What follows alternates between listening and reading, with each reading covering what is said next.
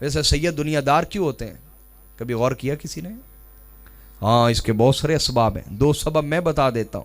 پہلا، جہاں تک میں نے واچ کیا، غور کیا، سید لالچی نہیں ہوتا. سمجھ آ رہی کہ نہیں آ رہی؟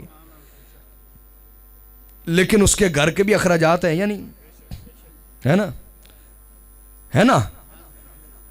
تو اس کے لیے اللہ نے فرض کیا مال غنیمت کا 5% خمس.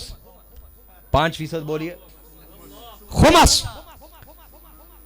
پاکستانی حکومت، ہر سیاسی پارٹی رسول اللہ کے ہاں جواب دے، اور ہر انسان جو آواز نہیں اٹھا رہا، خصوصاً علماء.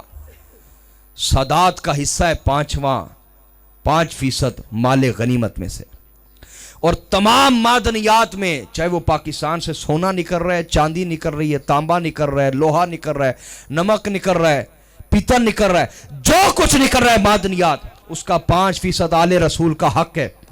یہ رسول اللہ نے فرض کیا، میں نے نہیں.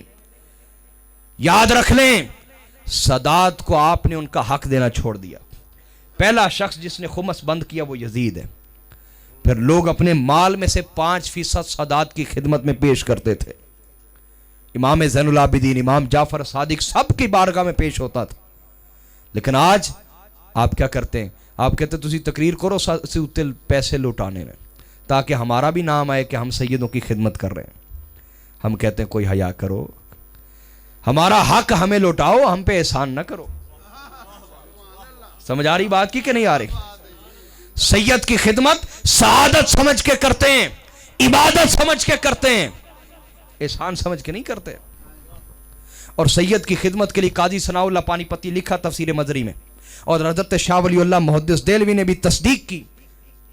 وہ فرماتے ہیں کہ سادات کی خدمت کے لیے ہرگز نہ دیکھا جائے وہ غریب ہے یا امیر ہے.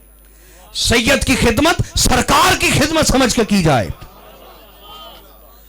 آگے وہ سید کا معاملہ ہے کہ اپنی ذات پہ خرچتا ہے یا غریبوں پہ لوٹا دیتا ہے. سمجھ آ رہی بات کی یا نہیں آ رہی؟ تو عقیدہ درست رکھیں. غوث العظم ہو یا ان کے بعد کے اولیاء ہو، سادات، ان سے محبت ہمارا ایمان ہے.